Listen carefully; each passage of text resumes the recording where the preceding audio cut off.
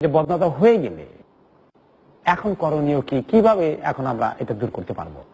এক নম্বরে হাদিসে যেটা আমরা পাই, সাহাল ইবনে হুনাইফকে যখন নজর দেওয়া হলো, ক্ষতি হয়ে গেল, তখন রাসূলুল্লাহ সাল্লাল্লাহু আলাইহি ওয়াসাল্লামকে বললেন যে তুমি ওযু করে ওকে পানি দাও। ওযু করে ওযুর পানিটাকে পাত্রের মধ্যেই থাকবে, নিচে ফেলে দিবে না। একটা পাত্রের মধ্যে পানি নিয়ে সেখানে ওযু করবে, ওযু করে পানিটা পাত্রেই থাকবে, এবং ওই পানিটা একবারে সেই ব্যক্তির যার নজর লেগেছে তার গায়ে ছুঁড়ে মারবে। যিনি নজর দিয়েছিলেন, যার চোখের ক্ষতির কারণে এটা হয়েছিল, তিনি ওযু করে তার এই ওযু করা পানিটাকে যদি ওই ব্যক্তির পেছন দিক থেকে হঠাৎ করে মেরে দেওয়া হয়, একবারে ওয়ান গো, তাহলে তার বদনজরের অ্যাকশন তাৎক্ষণিকভাবে চলে যাবে। এটাই ছিল হাদিসের আমল, এবং আরব দেশে এটা করা হয়। এরকম কেউ যদি সন্দেহ করে বসে, তারা অনুরোধ করে যে আপনি একটু ওযু করে পানি দেবেন কাইন্ডলি, তারা দিয়ে দেয়, তারা জানে এটা হাদিসের কথা। কিন্তু আমাদের দেশে এই সমস্ত হাদিস আদৌ চর্চা হয়েছে কিনা আমার জানা নেই। এবং কাউকে যদি আপনি বলেন যে একটু ওযু করে পানি দিবেন, বলে কি কারণে, কারণ যদি বলেন তাহলে বলবেন আমার ব্যাপারে তোমার এত বদ ধারণা।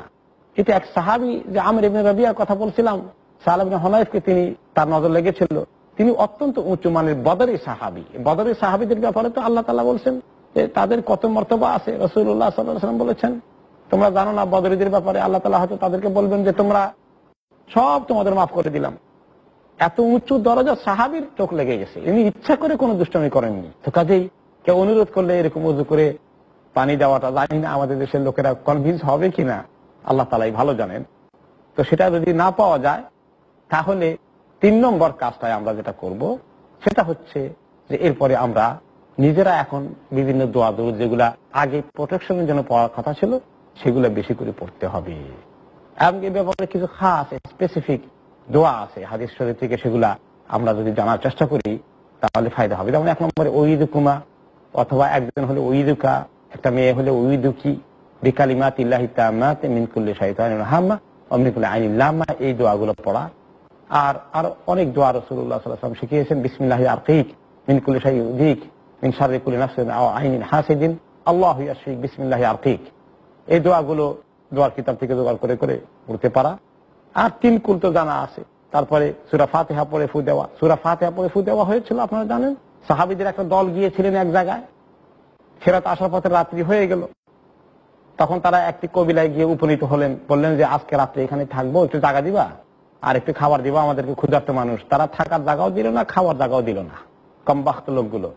সাহাবীরা কি করবেন, কষ্ট করে ওই রাতটা ওখানেই কাটালেন, না খেয়ে উপাস, পানি টানি খেয়ে।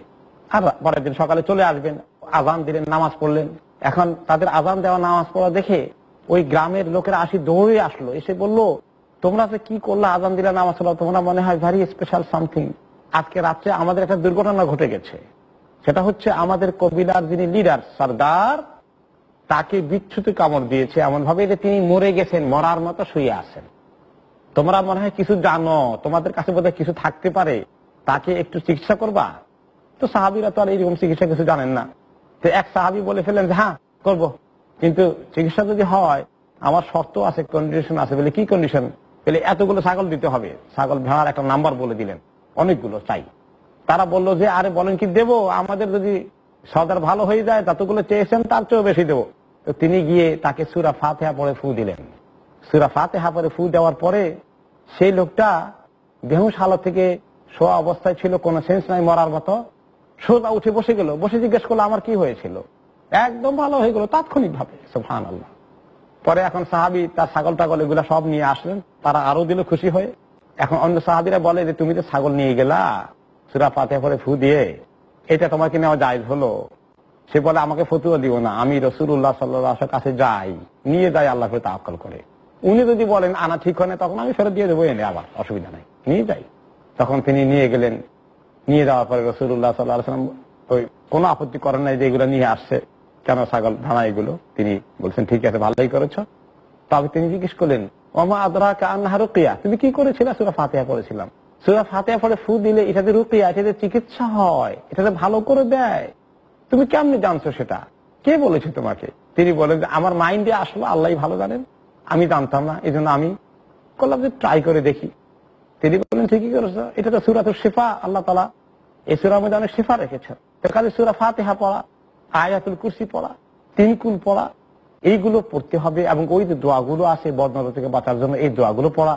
সূরা আল কালামে একটা আয়াত আছে, ওয়া ইন ইয়াকাদুল্লাযীনা কাফারু লা ইযলিকুনাকা বিআবসারিহিম লাম্মা সামিউয যিকর ওয়া ইয়াকুলুনা ইন্নাহু লামাজনুন ওয়া মা হুয়া ইল্লা যিকরুন লিল আলামিন। এই দুটো আয়াত যদি কেউ পড়তে পারে তাতেও বদনজরের কমার অনেক ফায়দা হবে, বদনজর অনেক কমে যাবে।